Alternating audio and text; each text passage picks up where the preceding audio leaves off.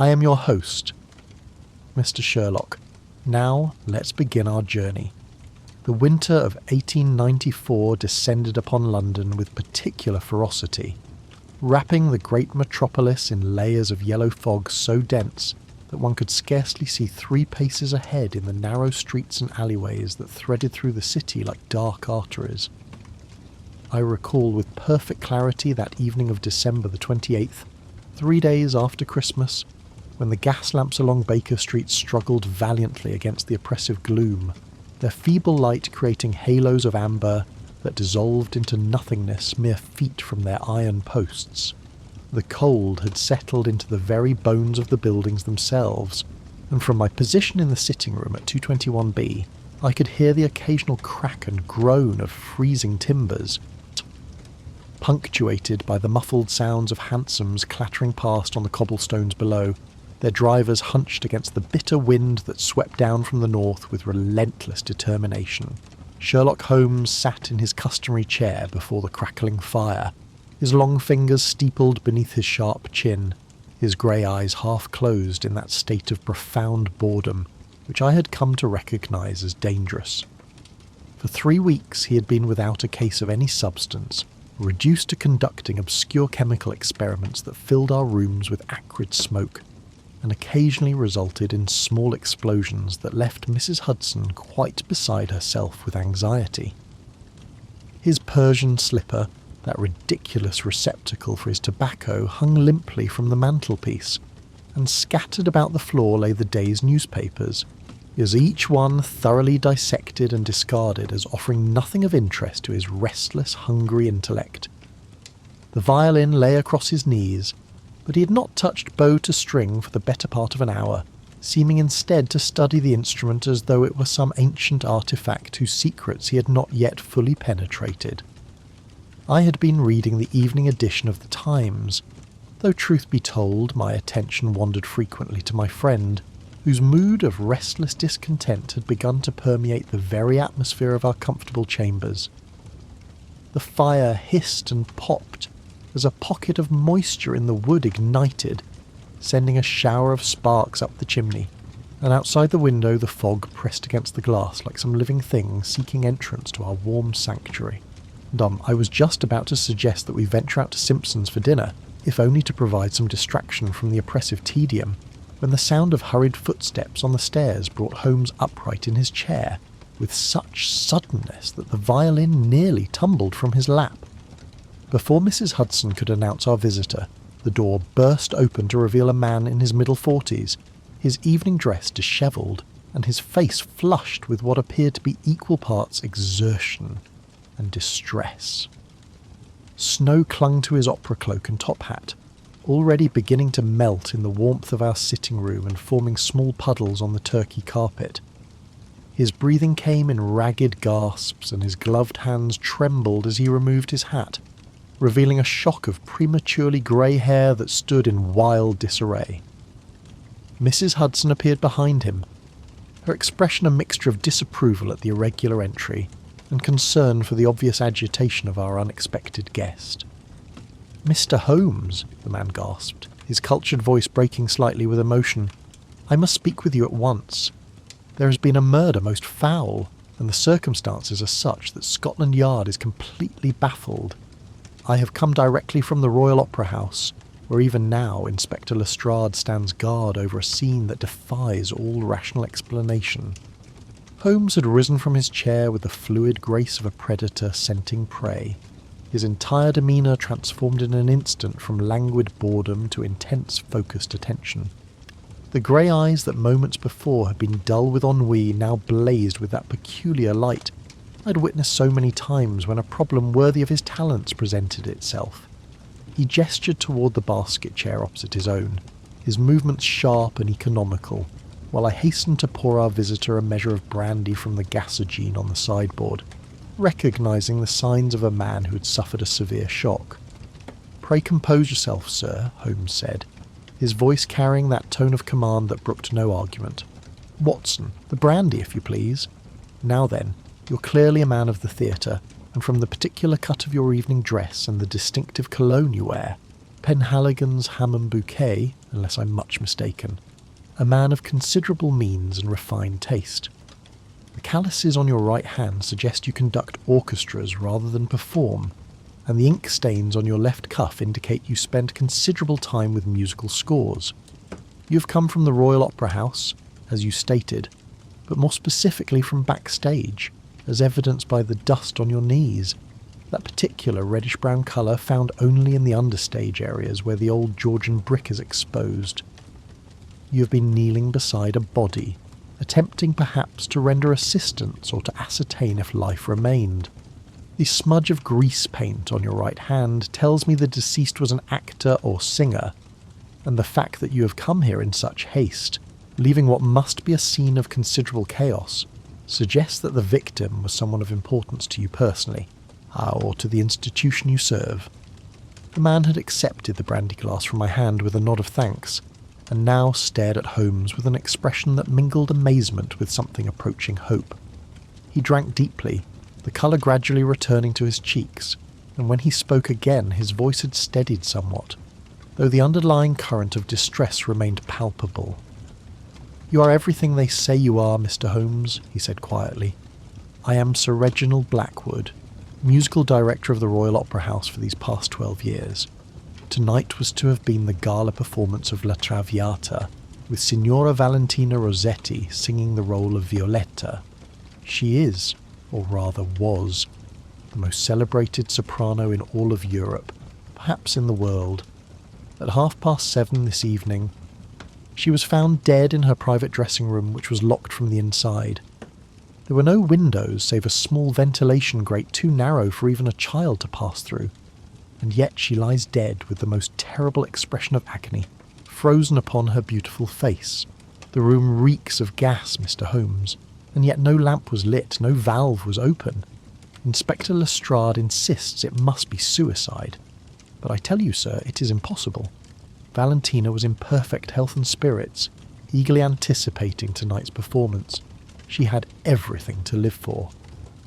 Holmes had begun to pace the room with that restless energy that characterised him when a case captured his full attention, his thin hands clasped behind his back, his sharp profile illuminated by the firelight as he turned and returned before the hearth. I observed him carefully, noting the slight tension in his jaw that indicated he was already formulating theories, discarding and reformulating them with the rapidity that marked his extraordinary mental processes. "The time of discovery was 7:30, you say?" Holmes mused, stopping before Sir Reginald with sudden intensity. "What time was she last seen alive, and by whom? I must have every detail, sir, no matter how trivial it may seem. The position of her body, the state of her dress, any objects disturbed or out of place. Every particular, if you please." Sir Reginald leaned forward in his chair, his hands gripping the brandy glass so tightly I feared it might shatter. The firelight cast dancing shadows across his features, emphasising the deep lines of worry and grief that marked his face, and when he spoke, then his words came with the precision of a man accustomed to exactitude in his professional life, yet coloured by the emotion of personal loss. "Valentina arrived at the Opera House at 5 o'clock, as was her custom on performance evenings," he began, his gaze fixed on some point beyond the walls of our sitting room, as though he could still see the events unfolding before him. "I greeted her myself in the stage entrance corridor, as I always did. She was in radiant spirits, excited about the performance. Her dresser, a woman named Margaret Whitley who has been with her for 7 years, accompanied her to her dressing room on the 3rd floor. The room is situated in the east wing of the building, away from the main dressing areas, as befits her status as our principal soprano. It is a spacious chamber, perhaps 20 feet by 15, with a high ceiling and elaborate mouldings. The walls are covered in deep crimson damask, and there is a large mirror surrounded by gas lamps for illumination, a dressing table, a chaise longue, a wardrobe for her costumes, and various personal effects. He paused to take another sip of brandy, his hand still trembling slightly, and I noted that Holmes had ceased his pacing to stand perfectly still, his entire being focused on our client's narrative with an intensity that was almost palpable in the warm confines of our sitting room. Margaret helped Valentina into her costume for the first act, Sir Reginald continued, which took approximately 40 minutes. During this time, several people came to the door. First was Giuseppe Marconi, our lead tenor, who wished to review a difficult passage in the third act duet. Valentina spoke to him through the door, which she had locked for privacy while dressing, and assured him they would rehearse during the interval. Then came Lord Ashworth, a patron of the opera and a particular admirer of Valentina's. He left a bouquet of white roses outside her door with a note wishing her well for the performance. Finally, at approximately 10 minutes past 6, our stage manager, Thomas Byrne, knocked to inform her that the house was filling and the performance would commence at 7:30 as scheduled. And after this flurry of visitors, Holmes prompted, his eyes narrowing slightly. When did Margaret Whitley leave her mistress? At 20 minutes past 6, Margaret departed to fetch some fresh water and to prepare the costume change for the second act, which was kept in the wardrobe room 2 floors below. She testifies that when she left, Valentina was seated at her dressing table, applying the final touches to her stage makeup. The door was locked behind her as she left, at Valentina's request. She maintains that this was entirely normal, as Valentina always preferred an hour of solitude before a performance to compose herself mentally and vocally. Margaret returned to the dressing room at 7:15 with the water and the costume, only to find the door still locked. She knocked repeatedly, receiving no answer, and began to grow concerned. By 7:30, she was in a state of considerable alarm and came to find me in my office, adjacent to the conductor's pit. The narrative had taken on the quality of a formal testimony, each detail presented with careful precision. Yet I could sense the underlying current of grief and bewilderment that ran beneath Sir Reginald's measured words. Holmes, for his part, had resumed his pacing, though his steps were slower now, more deliberate, as he processed the information being presented. Together we returned to the dressing room, Sir Reginald went on, his voice dropping to barely above a whisper. I knocked loudly, calling Valentina's name, but received no response. The silence was absolute, Mr. Holmes, and somehow more terrible than any cry or commotion might have been. I made the decision to break down the door, which required the assistance of 2 stagehands with a wooden beam. The lock was substantial, and it took several minutes of battering before the door finally gave way. The scene that greeted us was one I shall never forget, though I lived to be 100 years old. He closed his eyes, as though the mere act of recounting what he had witnessed caused him physical pain, and I moved to refill his brandy glass, which he had emptied without seeming to notice. Holmes stood before the fireplace now, one hand resting on the mantelpiece, his profile sharply etched against the dancing flames, waiting with that supernatural patience he could summon when necessary for Sir Reginald to continue. Valentina lay upon the floor beside her dressing table, on her back, her arms flung wide in an attitude of the most extreme agony, our client resumed, opening his eyes to stare into the fire as though seeking some answer in its depths. Her beautiful face was twisted in an expression of such terror and pain that even hardened stagehands turned away, unable to bear the sight. Her lips were drawn back from her teeth, her eyes were wide and staring, and there was a bluish tinge to her skin that spoke of some terrible suffocation or poisoning. The smell of gas was overwhelming, Mr. Holmes, so strong that we were forced to open the door wide and allow the corridor to ventilate before we could approach the body. Yet when we examined the room, every gas valve was closed, every lamp was cold to the touch, showing no signs of having been lit. The small ventilation grate high on the wall, perhaps 8 inches square and covered with an iron grill, was undisturbed, and offered the only connection to the outside air. No window, no other door, no access save the one entrance which had been locked from the inside with the key still in the lock. The key, Holmes interjected sharply, spinning on his heel to face Sir Reginald with sudden intensity. Where precisely was the key? Still in the lock on the inside of the door, you say? Yes, precisely so. The key remained in the lock and the door was secured from within. When we broke through, the key fell to the floor from the impact, but it had most certainly been in the locked position on the interior side. There is no possibility of it having been placed there from without. Holmes's eyes gleamed with that particular light I had come to associate with the pursuit of a problem that engaged his full mental faculties. He crossed to his desk in 3 swift strides and pulled out a sheet of paper and a pencil, which he handed to Sir Reginald with a gesture of command. "I require a sketch of the dressing room, showing the exact position of all furniture, the door, the ventilation grate, and most importantly, the position of the body. Your architectural precision will serve us well in this matter. Take your time and be as exact as possible." While Sir Reginald bent over the desk, his hand moving with surprising steadiness across the paper, despite his obvious distress, Holmes turned to me with a slight raising of his eyebrows that I had learned to interpret as a signal that he wished me to observe our client carefully for any telltale signs of deception or concealment.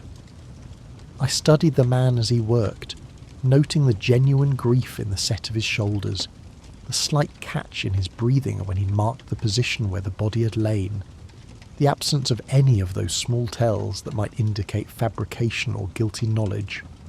Whatever role Sir Reginald Blackwood played in this mystery, I felt certain it was not that of murderer, though whether he might possess information he was withholding consciously or otherwise remained to be determined.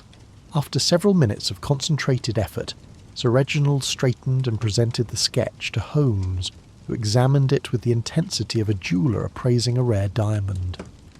The drawing showed a rectangular room with the door positioned in the centre of the west wall. The dressing table with its mirror stood against the north wall, flanked by the gas lamps that provided illumination for the actress's preparations.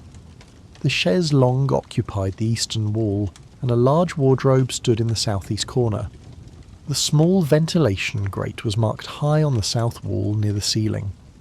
The body was indicated by a simple outline near the dressing table, positioned such that the feet pointed toward the door and the head lay near the base of the table itself. "Excellent," Holmes murmured, studying the sketch from various angles, holding it up to the firelight, and then examining it closely with his nose nearly touching the paper. "Now then, Sir Reginald, I must know everything about the gas lighting system in this dressing room. How many lamps surround the mirror? What type of valves control them? Is there a main shut-off for the room, or does each lamp operate independently? I must have technical specifications, if you please." Sir Reginald appeared momentarily taken aback by the specificity of the request, but he gathered his thoughts and responded with the same precision he had brought to his earlier narrative. "The dressing table is equipped with 12 individual gas lamps arranged in a circle around the mirror," he explained, gesturing as though describing a physical object before him. "They are of the latest design, manufactured by Suggs of Westminster, with individual ceramic turnkey valves that regulate the flow of gas to each burner. The main gas line enters the room through a pipe that runs along the ceiling from the corridor, with a master valve located just inside the door, near the floor, that controls the supply to the entire room. This master valve was installed as a safety measure after a small fire some 3 years ago, in another part of the building. Each individual lamp valve must be opened separately after the master valve is engaged, allowing for precise control of the illumination." "And the ventilation grate?" Holmes pressed, his fingers drumming impatiently against his thigh. "You described it as 8 inches square and covered with an iron grille. Can you be more specific about its construction and its connection to the building's ventilation system?" "The grate is part of the original Georgian construction," Sir Reginald replied, "installed when the building served a different purpose before being converted to an opera house in 1858. It connects to a vertical shaft that runs through the building, emerging on the roof. The shaft is approximately 18 inches square, lined with old brick, and serves several rooms on different floors, all interconnected through similar grates.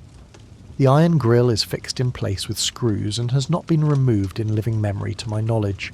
The openings in the grille itself are perhaps half an inch square, sufficient for air circulation but utterly inadequate for any physical passage."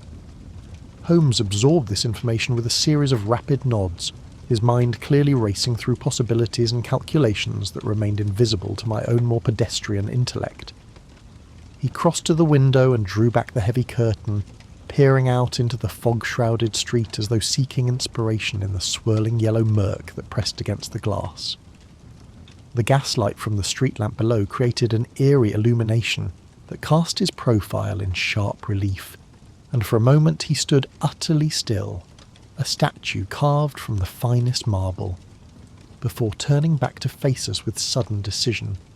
"Watson, your service revolver, if you please, and your medical bag. Sir Reginald, you will take us to the Opera House immediately. We have not a moment to lose. Inspector Lestrade must be persuaded to allow nothing to be disturbed until I have had opportunity to examine the scene thoroughly. The game is afoot, Watson, and unless I am very much mistaken, we are dealing with a mind of considerable cunning and technical sophistication. This is no common suicide, nor is it a crime of passion. This murder was planned with the precision of a clockmaker, and executed with the cold calculation of a chess master. Come, gentlemen, the fog will serve to cover our movements. And with luck we shall reach the Opera House before any contamination of the scene has proceeded beyond repair." Within minutes we had donned our coats and descended to the street, where Sir Reginald's private brougham waited, its driver hunched on the box seat, covered in a layer of fresh snow that gave him the appearance of a figure sculpted from ice. The horse stamped and snorted, its breath creating clouds of vapour in the frigid air, while the carriage lamps cast feeble circles of light into the surrounding fog.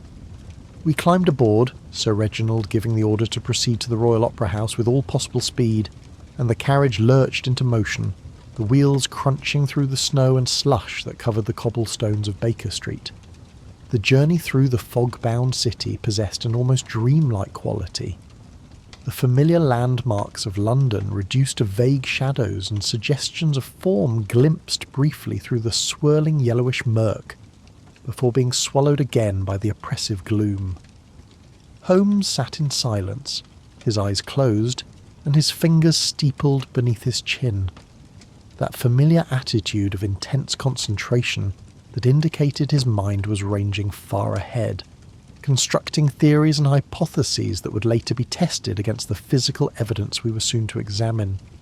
Sir Reginald stared out the window, his expression haunted, occasionally raising his hand as though to speak but then lowering it again, recognising perhaps that Holmes was not to be disturbed in his meditations.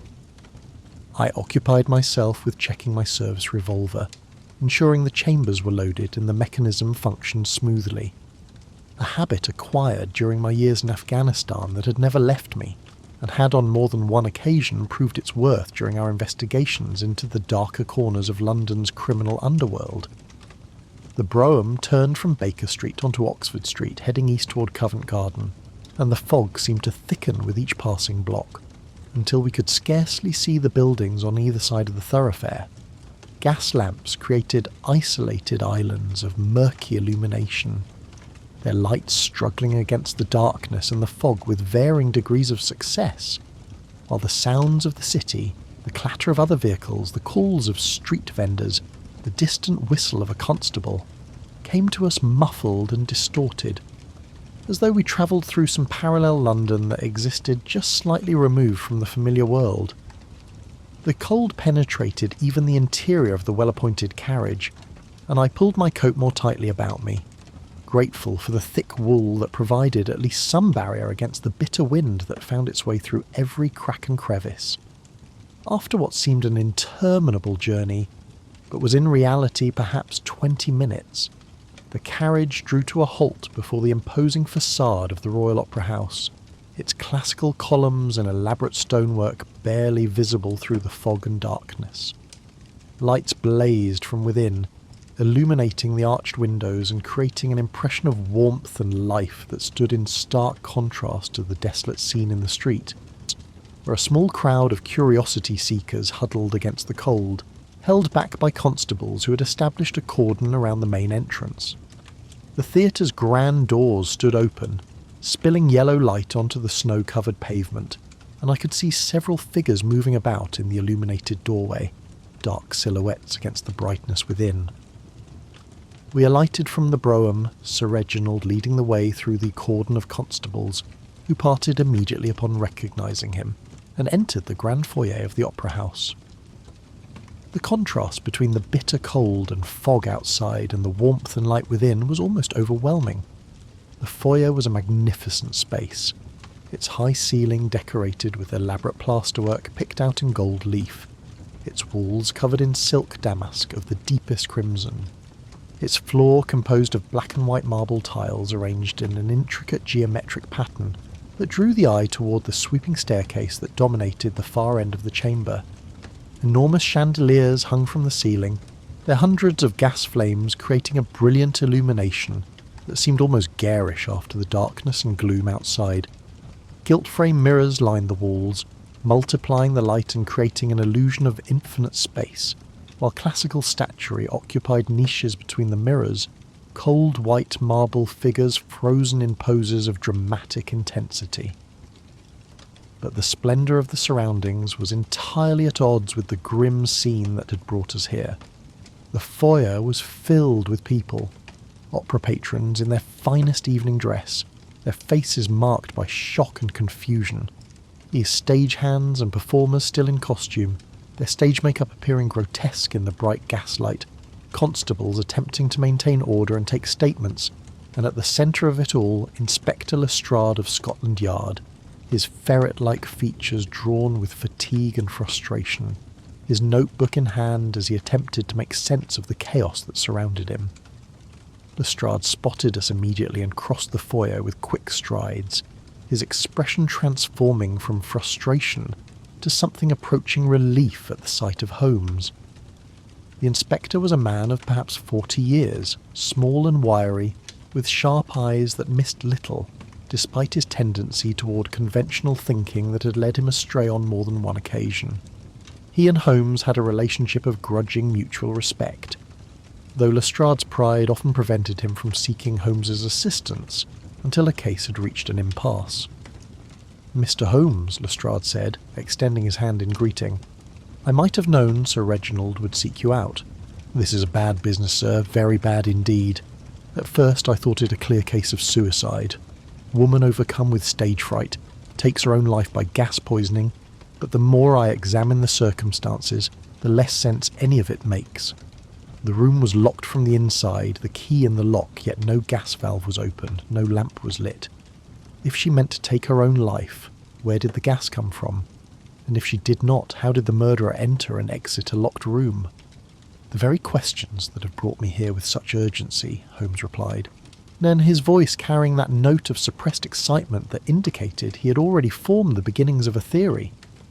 "I must examine the scene at once, Lestrade, and I must do so before anything further is disturbed. Has the body been moved?" "Dr. Morrison from the police surgeon's office has examined her and confirmed death," Lestrade replied, gesturing toward a portly gentleman in evening dress who stood consulting with a constable near the base of the grand staircase. "But we've left everything else exactly as it was found. The body lies where she fell, and I've posted a guard at the door to ensure no one enters. Come, I'll take you up." We proceeded up the grand staircase, our footsteps echoing in the vast space, past the dress circle and the upper galleries, into the labyrinthine corridors that wound through the backstage areas of the great building. The contrast between the public spaces and these utilitarian passages was stark. Here, the walls were bare plaster painted a dull institutional green, the floors were scuffed wood rather than marble, and the lighting came from widely spaced gas jets that created pools of illumination separated by stretches of shadow. We climbed narrow stairs, their treads worn from decades of use, and passed through corridors lined with dressing room doors, each marked with the name of its occupant in tarnished brass letters.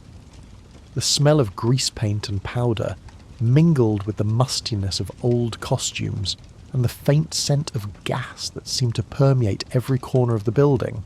At last we reached the third floor and turned down a corridor that ran east-west, its length perhaps 40 feet, with doors opening on either side. At the far end, near a window that looked out onto the fog-shrouded street, stood a constable at rigid attention, his presence marking the entrance to Signor Rossetti's private dressing room. The door itself hung partially open, one hinge damaged from the battering it had sustained, and even from a distance I could detect the lingering smell of gas though much dissipated from what it must have been when first the room was breached. Holmes approached the door with the measured tread of a hunting cat, his eyes darting from the floor to the walls to the ceiling, missing nothing in his comprehensive survey of the approach to the scene. He paused at the threshold and turned to Lestrade with a gesture that was at once imperious and polite. "I must ask that everyone remain in the corridor while I make my initial examination," he said quietly. "Watson may accompany me, as his medical expertise may prove valuable, but I must have absolute silence and no interference. Sir Reginald, I shall require you to verify certain details of what I observe, but you will remain at the door until I call for you. Lestrade, kindly ensure that no one ascends to this floor or approaches this room until I have completed my work." Lestrade nodded his acquiescence, recognising from long experience that any argument would be futile, and that Holmes's methods, however unconventional, had proven their worth too many times to be questioned. Holmes produced from his pocket a small but powerful magnifying lens, and together we stepped across the threshold into the chamber of death. The room was exactly as Sir Reginald had described it, though no sketch could have captured the oppressive atmosphere that hung over the space like a palpable presence. The air was thick and heavy, the lingering smell of gas mixing with the cloying sweetness of perfume, and the metallic tang of death that I had encountered all too often in my medical career. The gas lamps around the dressing table mirror were dark and cold, their ornate glass globes dulled with a fine layer of dust. The mirror itself reflected the room in ghastly detail, doubling the sense of confinement and adding to the oppressive quality of the atmosphere. But it was the body that commanded immediate attention, and I moved toward it with my medical bag in hand while Holmes began his methodical examination of the room's perimeter. Signora Valentina Rossetti had been, in life, a woman of extraordinary beauty, and even in death, with her features twisted by agony and her skin discoloured by whatever had killed her. Something of that beauty remained visible. She appeared to be in her early 30s, with masses of dark hair that had come loose from its pins and spread across the floor beneath her head like a black halo. Her opera costume, an elaborate confection of ivory satin and Brussels lace appropriate for the role of Violetta, was in perfect order, showing no signs of struggle or disturbance. Her arms were flung wide, the fingers slightly curled, and her back was arched as though she had died in the midst of some terrible spasm. I knelt beside the body and began my examination, first checking for any obvious wounds or signs of violence. There were none. The skin of her neck and hands showed no bruising, no marks of strangulation or restraint. Her pupils were dilated and fixed, the whites of her eyes showing a distinctive reddish discoloration that suggested hemorrhaging. The bluish tinge to her lips and fingernails that Sir Reginald had mentioned was indeed present, and when I placed my ear to her chest, there was of course no heartbeat, no breath, no sign of life. The body was beginning to cool but was not yet entirely cold, confirming that death had occurred within the past 3 to 4 hours, consistent with the timeline we had been given. "Holmes," I called softly, "the signs are consistent with asphyxiation, or possibly carbon monoxide poisoning. The dilated pupils, the cyanotic discoloration, the position of the body suggesting violent convulsions before death, all point to a rapid cessation of oxygen to the brain. Yet I detect no smell of carbon monoxide, which is typically odourless, but can sometimes carry a faint sweetish smell depending on its source. The gas smell in the room is clearly illuminating gas, which contains carbon monoxide as one of its components, but the concentration would need to be quite substantial to cause death this rapidly." Holmes had been examining the door and its lock mechanism with his magnifying lens, his nose nearly touching the brass fittings as he searched for some telltale mark or sign. He straightened at my words and crossed to where I knelt beside the body, his movements quick and precise. He bent low, studying the deceased woman's face with that intense, impersonal scrutiny that characterised his approach to all evidence, living or dead. He examined her hands, turning them gently to inspect the palms and fingers, then moved his attention to her costume, paying particular attention to the areas around the neck and bodice. "Observe, Watson," he said quietly, pointing with one long finger at a small detail I had missed. Here, just below the left ear, do you see this tiny mark? It is barely visible, a small puncture perhaps the size of a pinprick, with the faintest discoloration around it. And here, on the right hand, between the thumb and forefinger, another such mark. These are fresh, Watson, made within hours of death. What do you make of them? I leaned close, using my own medical lens to examine the marks he had indicated. They were indeed present, though so small and so carefully placed as to be nearly invisible without specific searching. The mark below the ear was positioned just over the carotid artery, while the one on the hand was in the web of flesh between the digits, an area rich in blood vessels and nerve endings.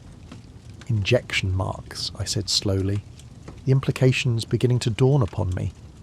Someone has injected her with some substance, though what it might be, and how it relates to her death, I cannot say.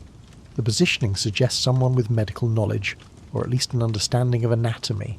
But Holmes, how could anyone have accomplished this in a locked room? That, my dear Watson, is precisely the question we must answer, Holmes replied, his eyes gleaming with that fierce joy he always exhibited when confronted with a puzzle of sufficient complexity. But first, let us continue our examination of the physical evidence. The body will tell us how she died.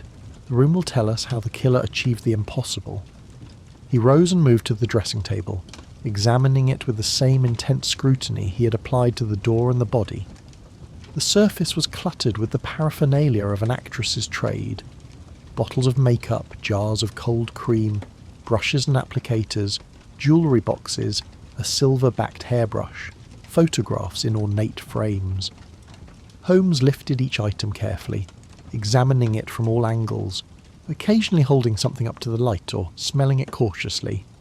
He paid particular attention to a crystal perfume bottle that sat near the mirror, yet removing the stopper and waving his hand over the opening to direct the scent toward his nose. Lily of the valley, he murmured, mixed with something else, something chemical and sharp beneath the floral notes. Most interesting.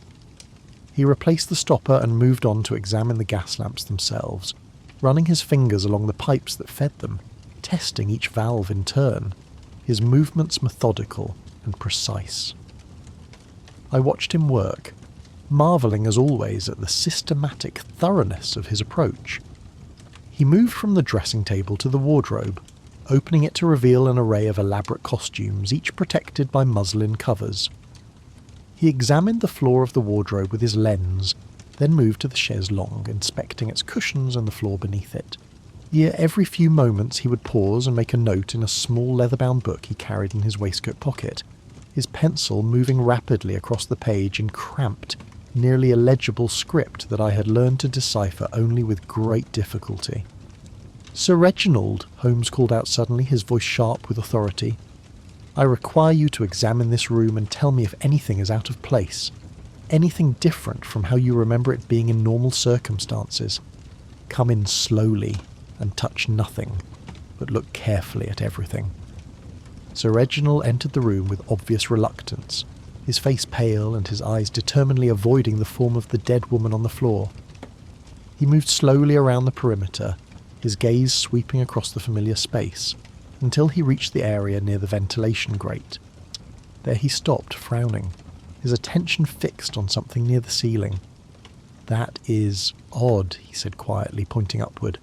"The grate appears to have been disturbed. You see how the screws that hold it in place are slightly proud of the wall surface? Normally they are flush, screwed in tight, but these appear to have been loosened and then replaced. And there, on the floor, directly below the grate, is that not a small pile of plaster dust? I do not recall seeing that earlier this evening when I broke down the door, though in the shock of the discovery I may have missed it." Holmes was at his side in an instant, his magnifying lens focused on the grate with laser-like intensity. He produced a small penknife from his pocket and used it to test the screws, which indeed turned with only slight resistance, and far more easily than screws that had been in place undisturbed for decades should have done. "Capital, Sir Reginald," Holmes exclaimed with genuine enthusiasm. "You have just provided the first definitive clue to our mystery. Watson, If you would be so good as to fetch that chair from the dressing table, I must examine this ventilation shaft more closely. I complied immediately, dragging the chair across the floor and positioning it beneath the grate, while Holmes climbed upon it with the agility of a much younger man. He removed the screws entirely, catching the iron grill as it came free and handing it down to me with care. Then he produced a small electric torch from his pocket, one of those newfangled devices he had acquired recently from an inventor friend, and directed its beam into the darkness of the shaft beyond. For several long minutes he remained thus, perfectly still, his head tilted at an angle as he peered into the shaft, occasionally shifting position slightly to get a different perspective on whatever he observed within. The only sound in the room was the ticking of a small enamel clock on the dressing table and the distant murmur of voices from the foyer far below. Finally, with a grunt of satisfaction, Holmes withdrew from his examination and climbed down from the chair, his expression one of grim determination. Most illuminating, he said, though whether he referred to his torch or to what it had revealed, I could not immediately determine. The shaft has been used very recently, Watson. There are marks on the bricks where someone or something has disturbed the accumulated dust of years. There are fresh scratches on the metal lining near the opening, and most tellingly a length of thin rubber tubing, perhaps a 1/4 inch in diameter, lying coiled at the bottom of the shaft just below this room's entrance point. Someone has gone to considerable trouble to access this room through the ventilation system, though how they managed to navigate a vertical shaft only 18 inches square is a question that will require further investigation. But surely, I protested, no human could fit through such a space, much less climb up or down a vertical shaft of those dimensions. I didn't say a human had climbed the shaft, Watson, Holmes replied with a slight smile. I said the shaft had been used. There is a significant difference. Come, we must examine the other rooms that connect to this ventilation system. Sir Reginald, which dressing rooms share this particular shaft? The shaft runs vertically through the building, Sir Reginald replied, his voice thoughtful as he mentally traced the architecture. It serves this room on the 3rd floor, a similar dressing room directly below on the 2nd floor, and I believe it connects to the wardrobe storage area on the ground floor. Above this floor would be only the attic spaces and the roof access. Then we shall examine each of these locations in turn, Holmes declared. But first, Watson, I must ask you to perform a most unpleasant task. I need you to examine the deceased more thoroughly, paying particular attention to any signs of recent illness or medical treatment. Look for any other injection marks, any skin discolorations beyond those caused by the manner of death. Anything that might indicate she had been taking medication, or had been treated for any ailment. I must step out into the corridor to consult with Lestrade regarding the questioning of witnesses. He departed the room with his characteristic swift stride, leaving me alone with the body of Valentina Rossetti. I steeled myself to the task, pushing aside the natural repugnance any civilized man feels when forced to handle the dead, and began a systematic examination. I removed my coat and rolled up my sleeves, then carefully examined every inch of exposed skin, looking for the telltale marks that would indicate drug use or medical treatment. The second injection mark Holmes had noted on the hand was indeed present, and as I conducted my more thorough examination, I found two more, one on the inner aspect of the left elbow, hidden in the crease of the joint, and another on the right ankle just above the point where her silk stocking ended. All four marks were fresh, made within hours of death, and all were precisely placed over major blood vessels. The pattern suggested someone with considerable medical knowledge, or at the very least someone who had studied anatomy and understood the most efficient locations for introducing substances directly into the bloodstream. But it was when I examined her mouth and throat more carefully that I made a discovery that sent a chill down my spine. Opening her jaws with some difficulty due to the rigour that was beginning to set in, I detected a faint chemical smell, distinct from the lingering odour of gas that permeated the room. It was sharp and slightly sweet, reminiscent of almonds. and I recognised it immediately from my medical training. Holmes returned at that moment, and I looked up to meet his penetrating gaze with what must have been an expression of considerable alarm. "Cyanide," I said flatly. "I smell cyanide in her mouth and throat. Holmes, she was poisoned with prussic acid, or some compound containing cyanide. The gas was merely a distraction, or perhaps a secondary method to ensure death. But the primary cause was chemical poisoning, administered orally or possibly through injection given the marks we've found." Holmes's eyes narrowed, and he nodded slowly, as though this confirmed some theory he had already formed. He crossed to the dressing table once more and lifted the crystal perfume bottle, examining it with renewed interest. "The perfume," he said quietly. "Lily of the Valley contains cardiac glycosides that can be toxic in sufficient quantities, but they would not act so rapidly nor produce the symptoms we observe. However, Lily of the Valley fragrance would effectively mask the almond smell of cyanide, at least until the dose was administered. Watson, examine this bottle carefully. Does it contain only perfume, or has something been added to it?" I took the bottle from his hand and removed the stopper once more, this time paying closer attention to the nuances of the scent.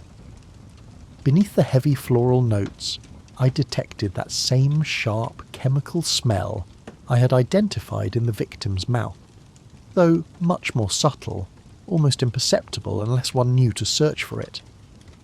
"There is cyanide in this perfume," I confirmed.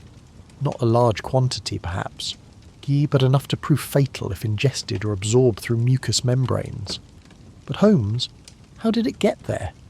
Did she add it herself in some elaborate form of suicide? Or did someone tamper with her perfume, knowing she would use it before the performance?" "Neither, Watson," Holmes replied with grim certainty. "This bottle has been very recently disturbed.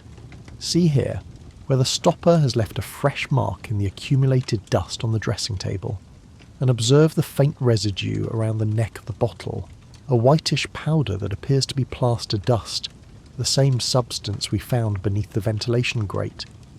Someone entered this room through the ventilation system, or rather, someone introduced objects into this room through that route, and among those objects was a quantity of cyanide solution that was then added to this perfume bottle.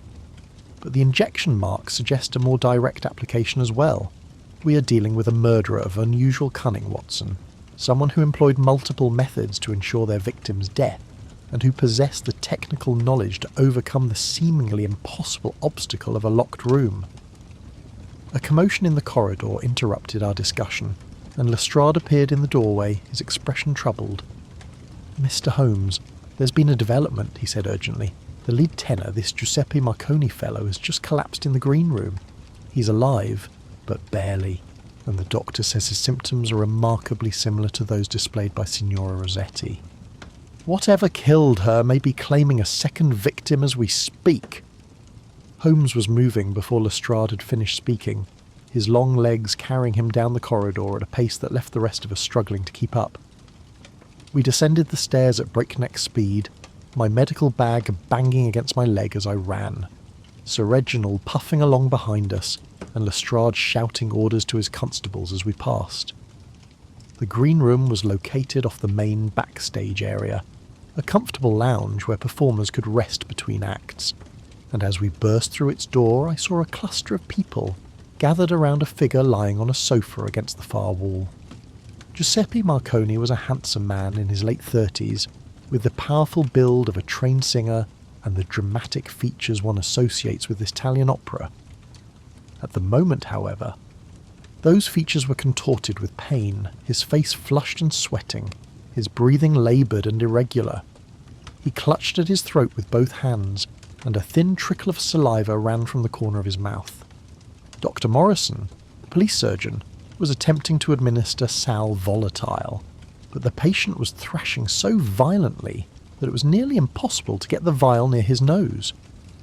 I pushed through the crowd and knelt beside the sofa, setting my medical bag on the floor and snapping it open with practised efficiency. Holmes stood behind me, observing everything with that intense focus that characterised his approach to any crisis. How long has he been like this? I demanded, pulling out my stethoscope and attempting to listen to his heart and lungs despite the violent movements. Perhaps 10 minutes, responded a young woman in costume who stood nearby, her face pale with shock. He was drinking a glass of wine, celebrating Valentina's upcoming performance. We had not yet heard of her death, when suddenly he clutched at his throat and collapsed. The wine glass shattered on the floor, and we called for the doctor immediately. "The wine," Holmes said sharply. "Where is it? Do not let anyone touch it or clean up the spilled liquid." He dropped to his hands and knees, examining the shattered remains of the wine glass and the dark liquid that had spread across the parquet floor. Using his handkerchief, he dabbed at the wine and brought the cloth to his nose, inhaling cautiously. His expression darkened.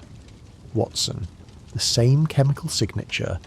This wine has been poisoned with cyanide, though in a smaller dose than what killed Signora Rossetti, or perhaps diluted by the wine itself. We must induce vomiting immediately and administer an antidote if we are to have any hope of saving this man." I had already reached the same conclusion and was preparing a solution of sodium thiosulfate, the standard treatment for cyanide poisoning in cases where the patient still lived. With Morrison's assistance, I forced Marconi's jaws open and poured the solution down his throat, then administered an emetic to induce vomiting. The next several minutes were extremely unpleasant for all concerned, but gradually the tenor's violent convulsions began to subside, his breathing eased, and some of the terrible flush began to fade from his features. He had not ingested sufficient quantity of the poison to kill him, and with prompt treatment, I believed he would survive, though he would be seriously ill for several days. While I worked on my patient, Holmes had been questioning the young woman who had witnessed the collapse. She identified herself as Miss Eleanor Hartley, a member of the chorus, and she had been in the green room for the past hour, along with several other performers and stagehands. The wine had been poured from a decanter that sat on a sideboard, and according to Miss Hartley, at least 3 other people had drunk from the same decanter earlier in the evening without ill effect. The decanter had been refilled from a bottle in the wine cellar approximately an hour before Marconi poured his fatal glass, and the person who had performed this service was Thomas Byrne, the stage manager whose name had been mentioned earlier in connection with his visit to Valentina's dressing room. "Where is this Thomas Byrne?" Holmes demanded, his voice cutting through the murmur of shocked conversation that filled the green room. "He must be found and questioned immediately." Lestrade dispatched constables to locate the stage manager, while Holmes continued his examination of the green room and its contents. He found the decanter and its companion glasses arranged on the sideboard, along with the empty wine bottle that had been used to refill it.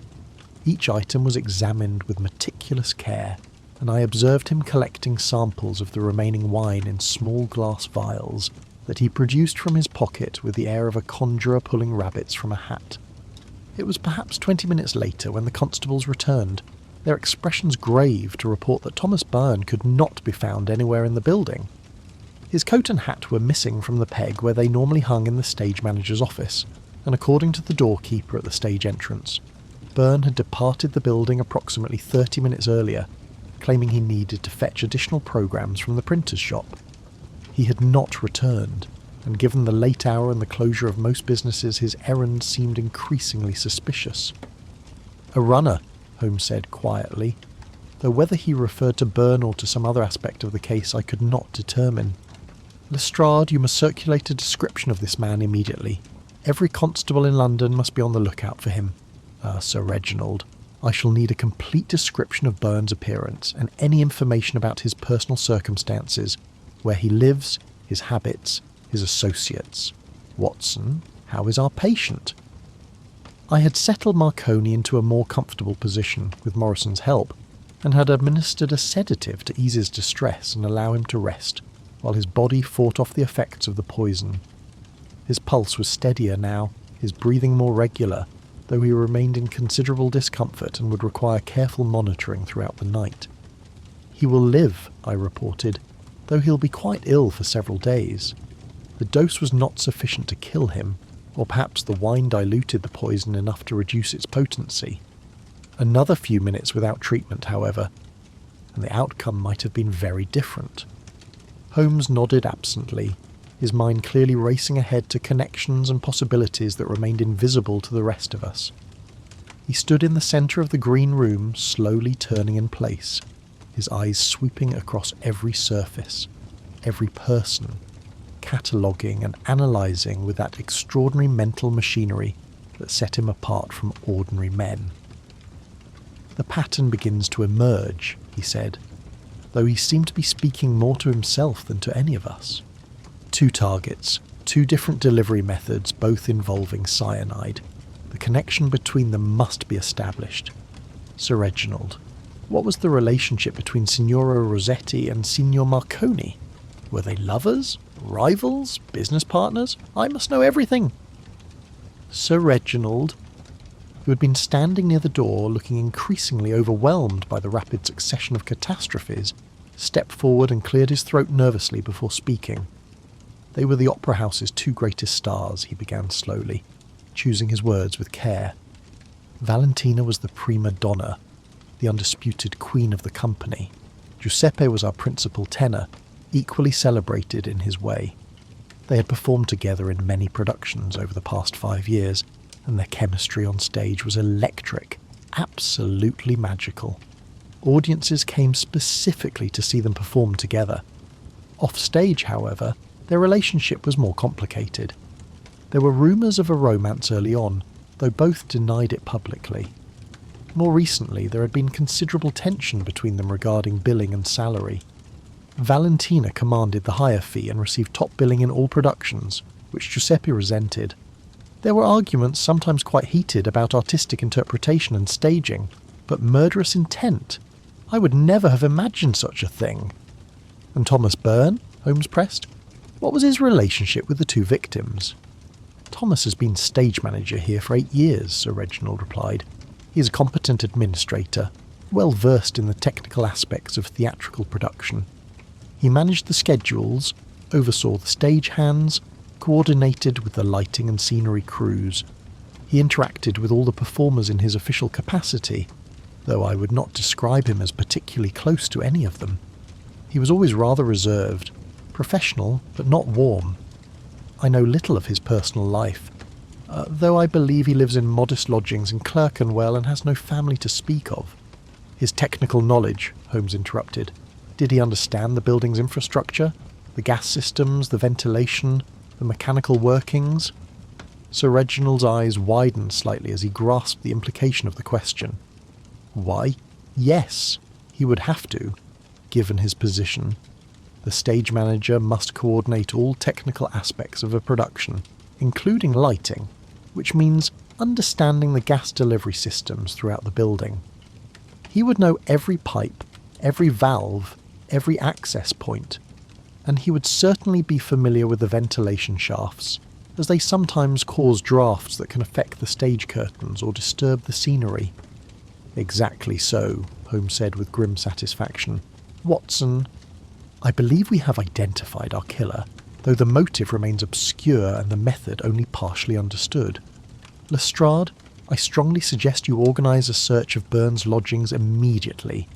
You may find evidence there that will shed light on this affair. In the meantime, I must examine the other rooms connected to that ventilation shaft, and I must have complete access to the building's gas supply system. Sir Reginald, I shall require your full cooperation and that of your technical staff. The next several hours passed in a blur of activity as Holmes conducted an exhaustive examination of the opera house's infrastructure. We descended into the basement, a labyrinthine maze of brick corridors and low-ceilinged chambers that housed the building's mechanical heart, the gas meters and regulators that controlled the supply to hundreds of lamps throughout the building, the furnaces that provided heat, the pumps that supplied water to the upper floors. Holmes examined every pipe, every valve, every junction point, making notes in his little book, and occasionally taking samples of dust or residue that he carefully stored in the glass vials he carried. We climbed to the attic, scrambling through narrow spaces between roof timbers, following the path of the ventilation shaft as it rose toward its terminus at the roof. And here, in a dusty corner where the shaft emerged through the slates, Holmes made a discovery that caused him to emit a soft exclamation of triumph. a rope, thin but strong, was secured to one of the roof beams directly above the shaft opening. The rope descended into the shaft itself, and when Holmes pulled on it, there came a scraping sound from below, and after a moment, a canvas bag emerged from the shaft, drawn up by the rope like a bucket from a well. Inside the bag, carefully wrapped in oiled cloth to protect them from moisture, we found the instruments of murder, several small glass vials containing clear liquid that Holmes identified by smell as solutions of potassium cyanide, a rubber tube of the type he had observed in the shaft below, a small brass syringe of the sort used for medical injections, and most damningly, a detailed diagram of the Opera House's ventilation system with Valentina Rossetti's dressing room clearly marked in red ink. There was also a sheaf of papers that appeared to be some form of correspondence, which Holmes pocketed immediately for later examination. The mechanism becomes clear, Holmes explained as we made our way back down from the attic, our hands and clothes filthy with dust and our faces streaked with grime. Byrne gained access to the roof, lowered this bag through the ventilation shaft to a point level with Signora Rossetti's dressing room, then used the rubber tube to direct cyanide solution through the ventilation grate into the room. The woman, intent on her preparations and trusting in the security of her locked chamber, would not have noticed the small tube appearing through the grate. The cyanide could have been sprayed or dripped directly onto her person, or more likely, injected through the grate using the syringe and tube assembly. The multiple injection marks suggest several applications, ensuring a fatal dose despite the technical difficulty of the delivery method. But the smell of gas? I questioned, struggling to fit all the pieces together. And why go to such elaborate lengths when a simpler method of poisoning was employed with Marconi? The gas was a deliberate misdirection, Holmes replied with certainty.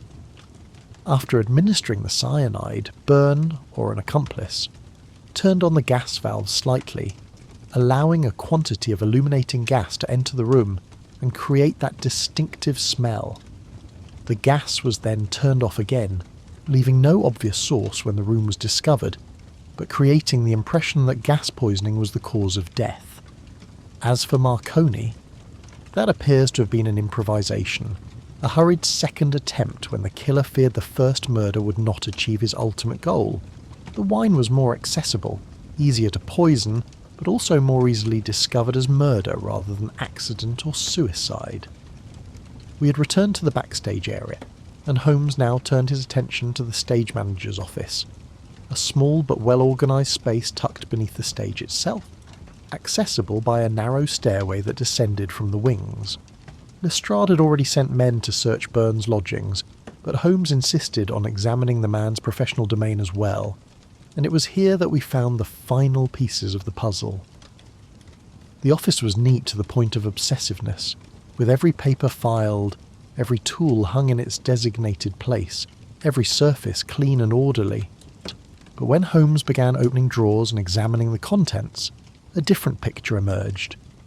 Hidden in the back of the bottom drawer of Byrne's desk, wrapped in a piece of oilcloth and concealed beneath a false bottom that only Holmes's practised eye detected, we found a collection of documents that told a story of obsession, resentment, and carefully planned revenge.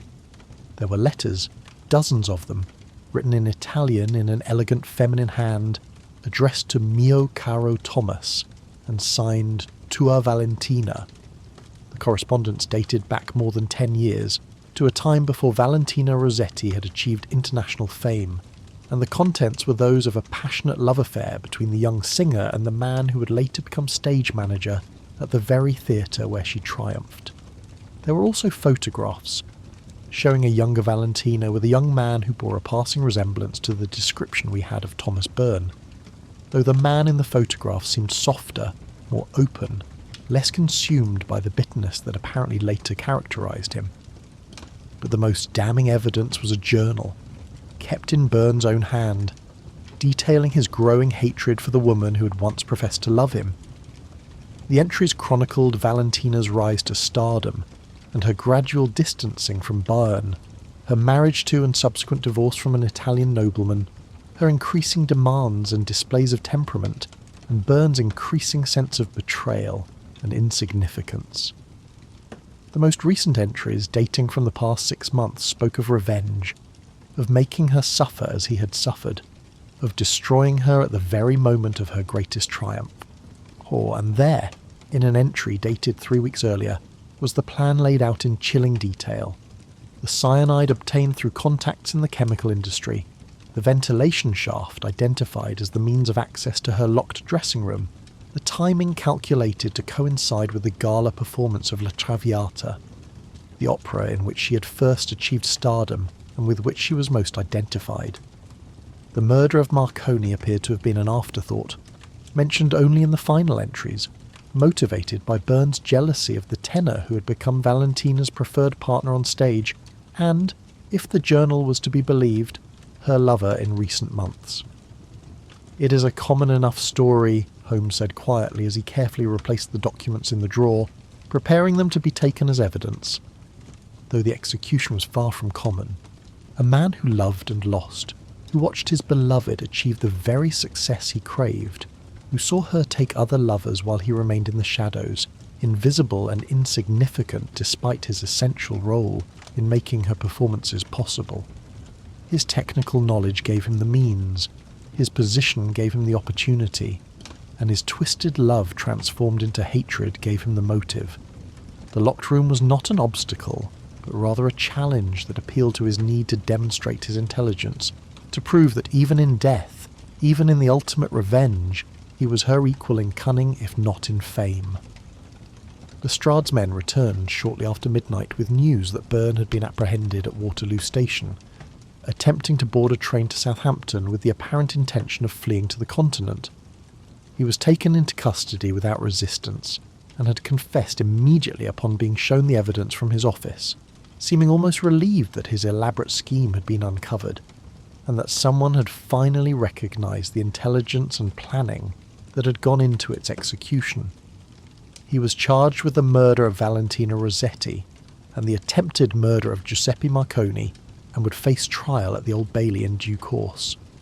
The physical evidence supported his confession in every particular. Chemical analysis of the wine that had poisoned Marconi showed the presence of potassium cyanide, as did the liquid in the vials found in the canvas bag on the roof. The rubber tube found in the ventilation shaft bore microscopic traces of the same cyanide solution, and comparison of the tube's diameter with the injection marks on Valentina's body confirmed that it could have been used to deliver the fatal doses through the ventilation grate. The scratches and disturbances in the ventilation shaft matched the dimensions of the canvas bag and showed the path it had taken when lowered from the roof to the level of the dressing room. Byrne's confession filled in the remaining details. He had spent weeks planning the murder, studying the building's ventilation system, obtaining the cyanide under false pretenses, and preparing his escape. On the evening of the performance, he had followed his normal routine, visiting Valentina's dressing room on the pretext of informing her about the performance schedule, then climbing to the roof after she had locked herself in to prepare. He had lowered the canvas bag through the shaft, positioned the rubber tube through the ventilation grate with practiced precision. He had tested the method several times in empty rooms during previous weeks, and used the syringe to inject multiple doses of cyanide solution through the tube, aiming for the areas he had observed through the grate where Valentina sat at her dressing table. The rapid action of the poison had killed her within minutes, and he had then turned on the gas valves slightly to create the smell that would suggest gas poisoning as the cause of death, before turning them off again and securing the grate to hide evidence of his access route. The poisoning of Marconi had been improvised after Byrne learned that the tenor had survived a previous attempt. He had apparently tried to poison the tenor's water earlier in the evening, but had been interrupted before he could add a sufficient quantity of cyanide. The wine poisoning was a desperate second attempt, carried out in haste when Byrne realised that Valentina's death might be investigated more thoroughly than he had anticipated, and that his connection to her through their past relationship might come to light. His flight from the opera house had been motivated by panic when he saw Holmes and Watson arrive, recognising Holmes from newspaper descriptions and fearing that his carefully laid plans would be unravelled by the detective's famous methods. The trial, when it came in February of 1895, was a sensation that gripped London for weeks.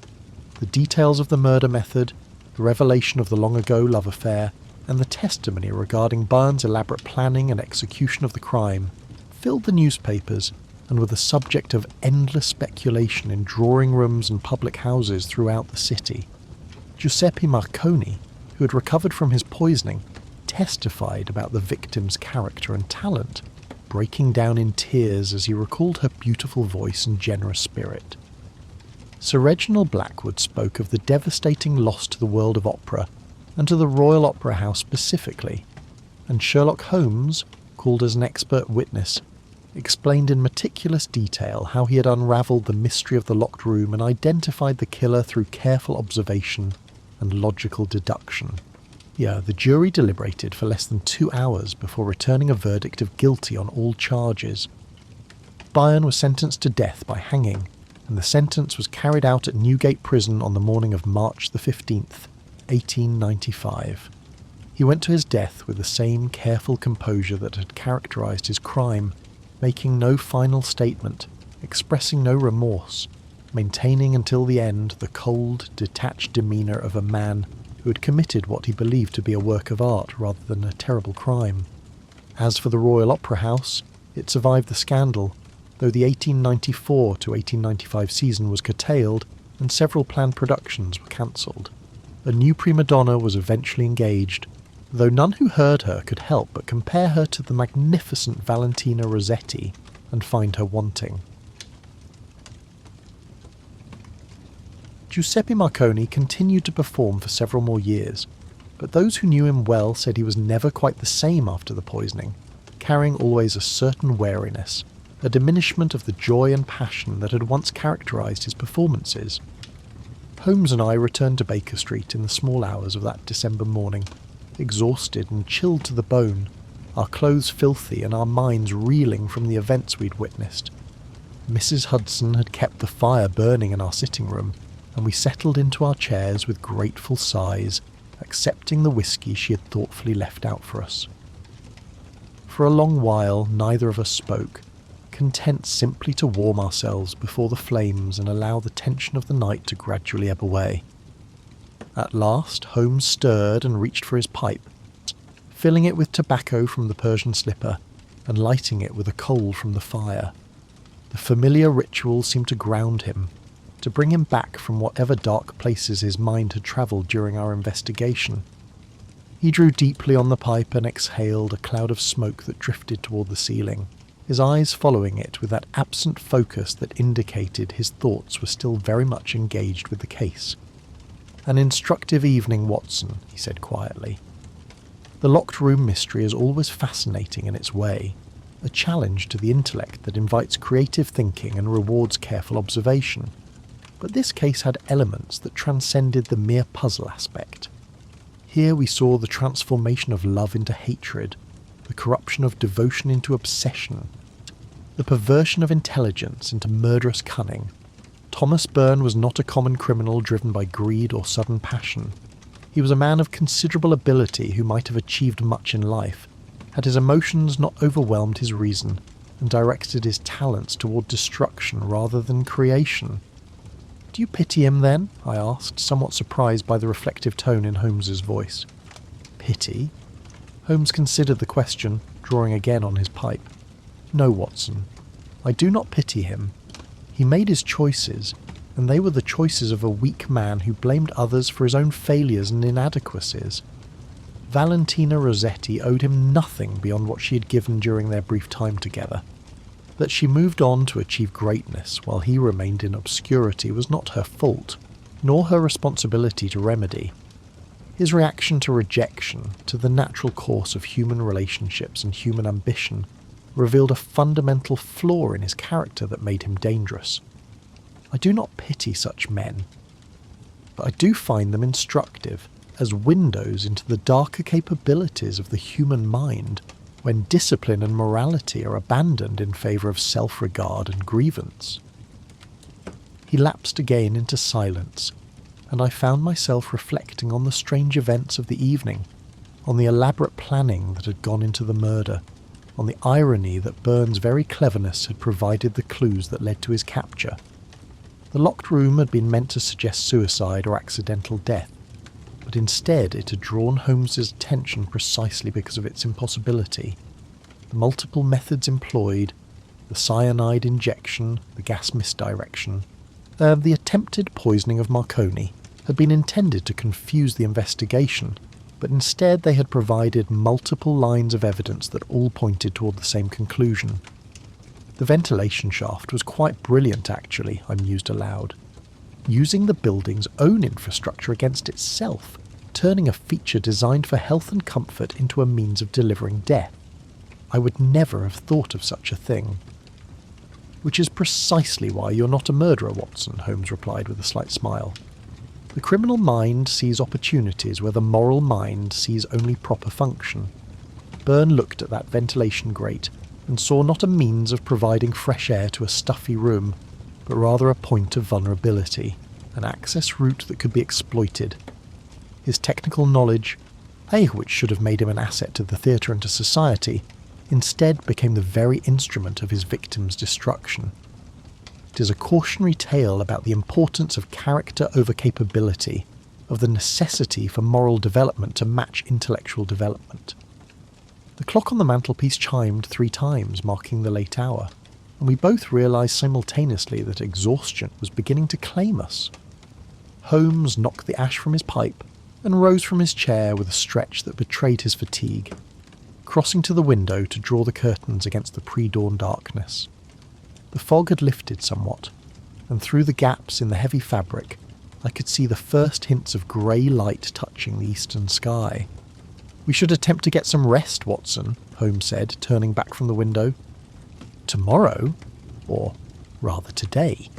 Lestrade will require formal statements from both of us, and there will be endless meetings with prosecutors and investigators. The tedious aftermath of detection is upon us, I fear, though I suppose it is necessary for justice to be properly served." I nodded my agreement and rose to make my way to my bedroom, my body aching from the exertions of the evening, and my mind still processing all that had occurred. But before I reached the door, Holmes called out to me, his voice carrying a note of genuine warmth that he rarely allowed others to hear. "Watson, I must thank you for your assistance tonight. Your medical expertise was invaluable, both in identifying the nature of the poison and in saving Marconi's life. And your presence, as always, provided a steadying influence that allowed me to focus on the intellectual aspects of the case, without becoming mired in the emotional complexities. You're an excellent companion in such work, and I am fortunate to have you at my side." I felt a flush of pleasure at these words, knowing how rarely Holmes expressed such sentiments, and how deeply he meant them when he did. I nodded in acknowledgement, too moved for a moment to speak, then managed a quiet, "Thank you, Holmes," before retiring to my room, where sleep claimed me almost immediately despite the disturbing events I had witnessed. The weeks that followed were indeed filled with the tedious administrative work that accompanies any significant criminal case. There were depositions to be given, evidence to be catalogued and presented, witnesses to be interviewed and cross-examined. Holmes endured it all with his characteristic impatience with bureaucracy, but he recognised its necessity and fulfilled his obligations with precision and thoroughness. The newspapers made much of his role in solving the case, and for a time we were besieged by would-be clients seeking his services for problems both trivial and significant. But as winter gave way to spring, and the trial concluded with Burns' conviction and execution, life at Baker Street gradually returned to its accustomed rhythm. New cases came and went, some interesting, some mundane, each receiving Holmes's full attention for the period of its investigation, before being filed away in the vast mental archive he maintained of criminal methodology and human behaviour. The mystery of the Gaslight opera, as it came to be known in the popular press, took its place among the solved cases, a particularly intricate example of the locked room problem that Holmes would occasionally reference when discussing the importance of examining all apparent impossibilities for hidden possibilities. As for myself, I found the case instructive in ways beyond the purely investigative. It reminded me forcefully that the thin veneer of civilization we all maintain can be shattered by powerful emotion, inadequately governed by moral principle, that intelligence without wisdom is a dangerous thing, and that the most elaborate plans can be undone by the simple application of careful observation and logical reasoning. The locked room had seemed impossible, the perfect crime that could never be detected, but Holmes had demonstrated once again that no human endeavour, however clever, is beyond the reach of human understanding when approached with sufficient intelligence and determination. The Royal Opera House eventually recovered from the tragedy, though it never quite reclaimed the glory of those years when Valentina Rossetti graced its stage. New singers came and went, new productions were mounted and received with varying degrees of success, but the ghost of that terrible December night seemed to linger in the theatre's corridors and dressing rooms, a reminder that even in places dedicated to beauty and art, darkness can find a foothold and tragedy can strike without warning. Sir Reginald Blackwood continued as musical director for several more years before retiring to the countryside. His health and spirit broken by the loss of his greatest star and the revelation of the hatred that had festered in his own organisation, undetected and unsuspected until it was far too late.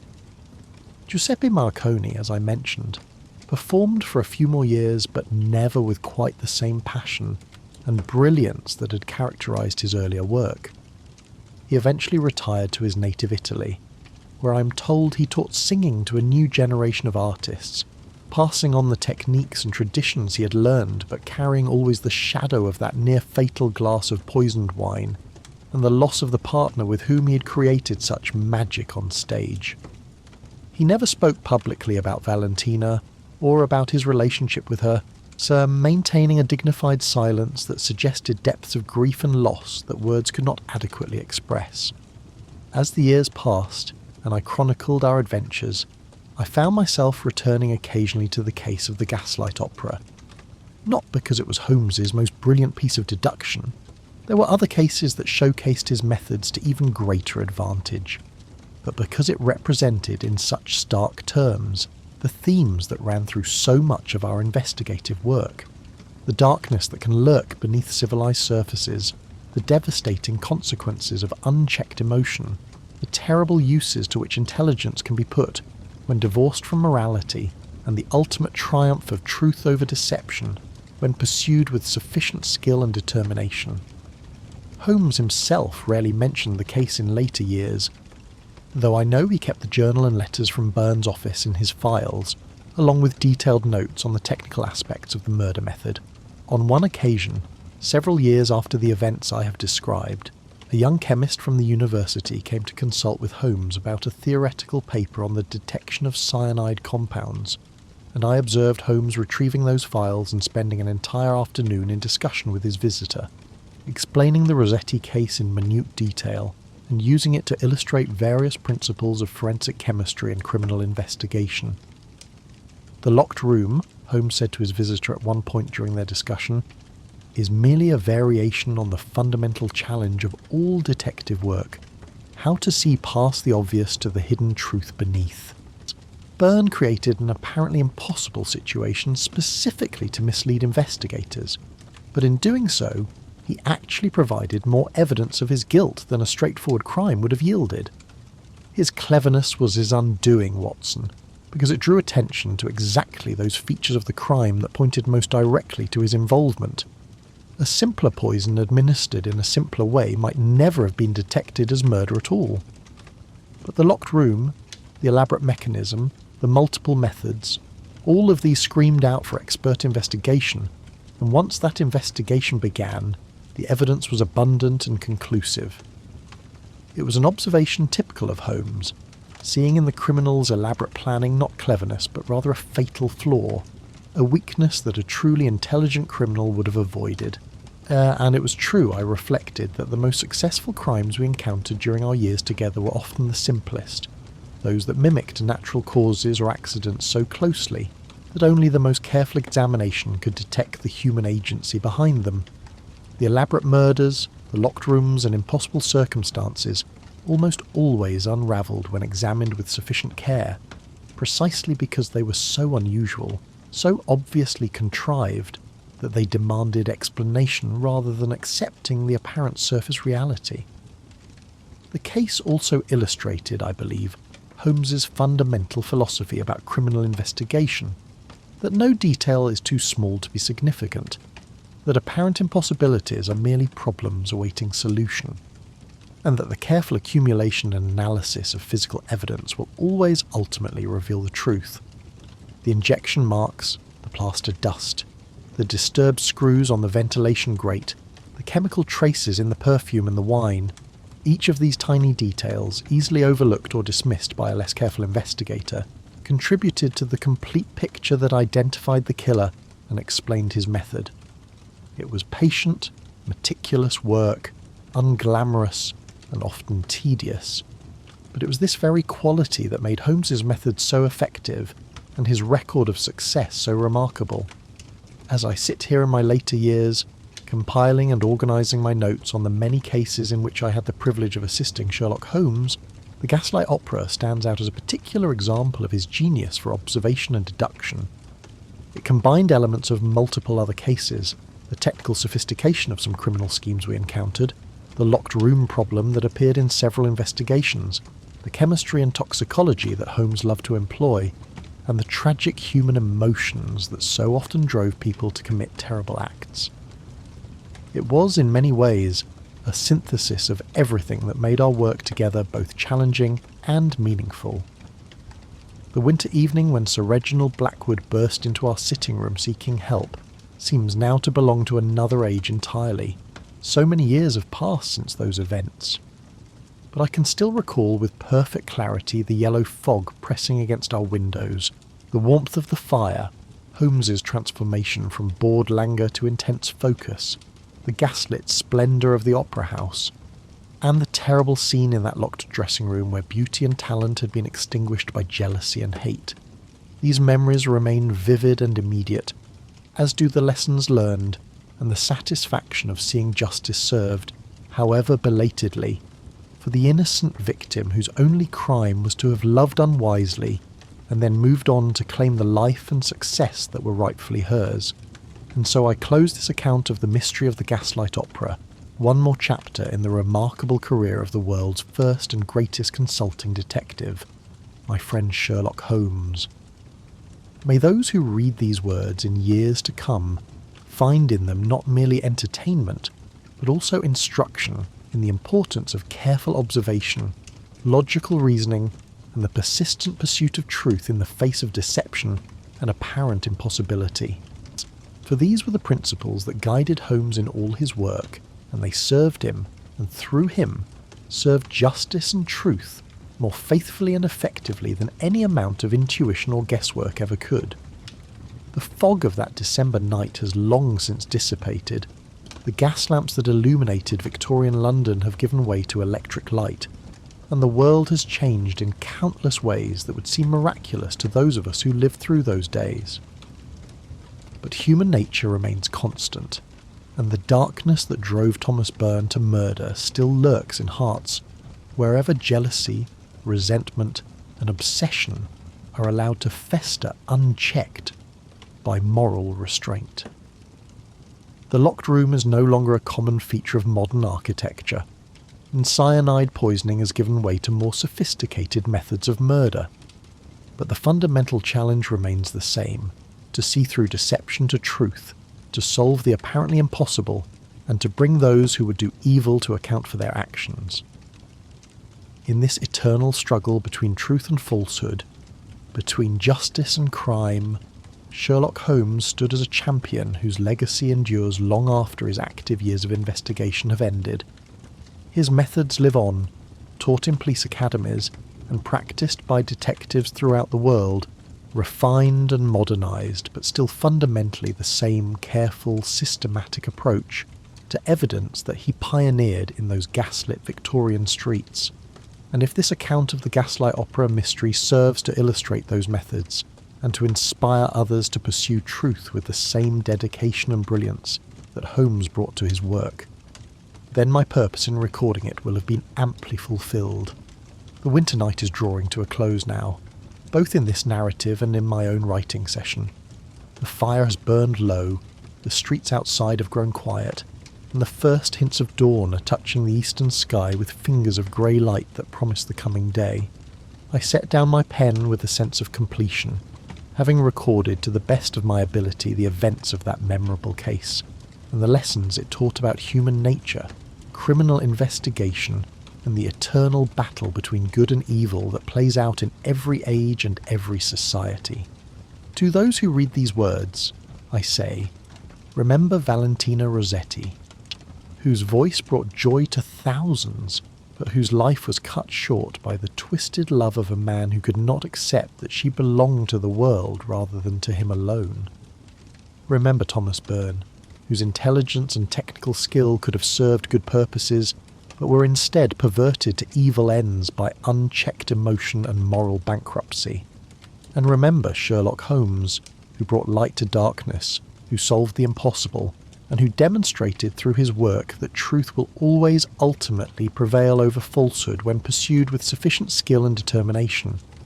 The Gaslight opera has played its final act. The curtain has fallen, and the theatre stands empty but for ghosts and memories. Justice has been served, the guilty has been punished, and the methods by which these ends were achieved have been recorded for posterity. It is, I think, as much as any chronicler can hope to accomplish, to preserve the truth of events, to extract meaning and instruction from tragedy, and to honour the memory of both victim and investigator by ensuring that their stories endure beyond their mortal spans. And with these reflections, I bring this narrative to its close. The case of the Gaslight opera takes its place in the archives alongside so many other investigations, each one a chapter in the remarkable career of the man I was privileged to call friend and colleague. May the readers of this account find in it both entertainment and edification, and may they carry forward into their own lives the principles of careful observation, logical reasoning, and dedication to truth that Sherlock Holmes exemplified in all his work. The game is ended, the players have left the stage, but the lessons remain, as fresh and vital today as they were on that foggy December night in 1894, when a desperate man burst into our sitting room at 221B Baker Street and set in motion the events I have recorded here. Thus concludes the strange and tragic case of the Gaslight opera, and with it, this chronicle of murder, mystery, and the triumph of detection over deception.